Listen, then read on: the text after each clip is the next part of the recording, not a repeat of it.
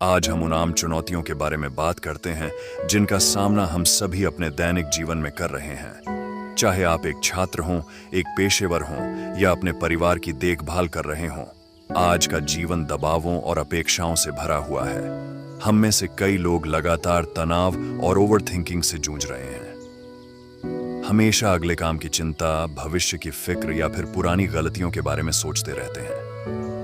ये हमें चिंता, नींद की कमी और यहां तक कि शारीरिक थकान की ओर भी ले जा सकता है। इसके अलावा हम सूचना के अतिरेक के युग में जी रहे हैं, जहां सोशल मीडिया, समाचार और नोटिफिकेशन कभी रुकते नहीं हैं। तकनीक ने जीवन को आसान बना दिया है, लेकिन इसने हमारे पास वास्तविक संबंधों के लिए कम समय छोड़ दिया है, जिससे अक्सर हमें अकेलापन महसूस होता है। साथ ही हमेशा प्रोडक्टिव और सफल रहने का दबाव बहुत ज्यादा है। हमें हमेशा से अधिक हासिल करने, अधिक बनने और कभी न रुकने के लिए कहा जाता है। लेकिन इस दौड़ में हम संतुलन खो रहे हैं और अपने मानसिक और भावनात्मक स्वास्थ्य की देखभाल करना भूल रहे हैं। इस कहानी से हम जानेंगे कि कैसे मन का संतुलन बनाए रखें। अंजलि अपने कमरे में अंधेरे में बैठी अपने फोन की स्क्रीन पर देख रही थी। नोटिफिकेशंस खत्म होने का नाम ही नहीं ले रहे थे। काम के ईमेल, परिवार के संदेश और समाचार अपडेट्स। उसके मन में विचारों की भीड़ लगी थी। एक से एक चिंता भरे ख्याल आ रहे थे। मुझे सबका जवाब अभी देना है, उसने सोचा, अपने कंधों पर पूरी दुनिया का भार महसूस करते हुए। लेकिन कहीं अंदर से उसे महसूस हो रहा था कि शायद कुछ ठीक नहीं था। क्या यह जीने का सही तरीका है? अंजलि अकेली नहीं थी। उसे हमेशा व्यस्त रहने पर गर्व था।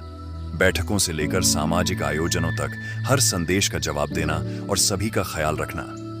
लेकिन हाल ही में विचारों की यह अराजकता उसे थका रही थी। उसे ऐसा लग रहा था कि वह खुद से दूर होती जा रही है। उसके दोस्त भी इसी तरह की दौड़ भाग में फंसे हुए थे, हमेशा भागते हुए, हमेशा प्रतिक्रिया देते हुए। एक दोपहर जब वह एक कैफे में बैठी थी तो उसकी मुलाकात उसके पुराने दोस्त राज से हुई।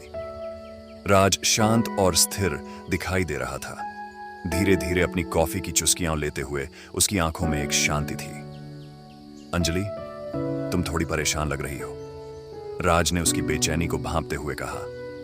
हाँ, उसने स्वीकारा। मैं हर समय हर चीज के बारे में सोचती रहती हूँ। काम, परिवार, भविष्य। मैं हमेशा चिंतित रहती हूँ, लेकिन कुछ भी बदलता नहीं है। राज कुछ पल चुप रहा। उसकी नजरें कहीं दूर देख रही थीं, जैसे वह कुछ याद कर रहा हो। क्या तुमने कभी मध्य मार्ग के बारे में सुना है? उसने पूछा। अंजलि ने भौहें उठाई। मध्य मार्ग? वो क्या है? राज मुस्कुराया, लेकिन इससे पहले कि वह समझा पाता, कैफे का दरवाजा फिर से खुल गया और ग्राहक अंदर आने लगे। बात का रुख बदल गया, लेकिन वह सवाल अंजलि के मन में गूंजता रहा। आखिर ये मध्य मार्ग क्या हो सकता है? क्या इसमें शांति पाने का कोई रास्ता था? अगले दिन अंजलि एक शांत पार्क में टहल रही थी। पतझड़ की पत्तियां धीरे धीरे हवा में तैर रही थीं। उसके विचार अब भी उथल पुथल कर रहे थे, लेकिन आसपास की शांति उसे थोड़ा सा सुकून देने लगी। उसने देखा कि पेड़ कैसे स्थिर थे। उनकी शाखाएं हवा के बावजूद मजबूती से टिकी हुई थीं। अचानक राज उसके पास आया और उसके बगल में चलने लगा। मध्य मार्ग, उसने शुरुआत की, अपने जीवन में संतुलन पाने के बारे में है। जैसे ये पेड़ हैं, ये हवा से लड़ते नहीं, न ही हवा इन्हें उखाड़ पाती है।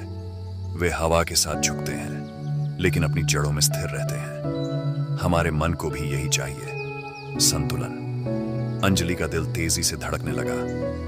लेकिन मैं इतनी सारी चीजों में फंसी हुई हूं। हर निर्णय, हर परिणाम के बारे में सोचती हूं और फिर भी खुद को खोई हुई महसूस करती हूं। हमेशा करने को कुछ और रहता है और सोचने को भी। राज का चेहरा नरम पड़ गया।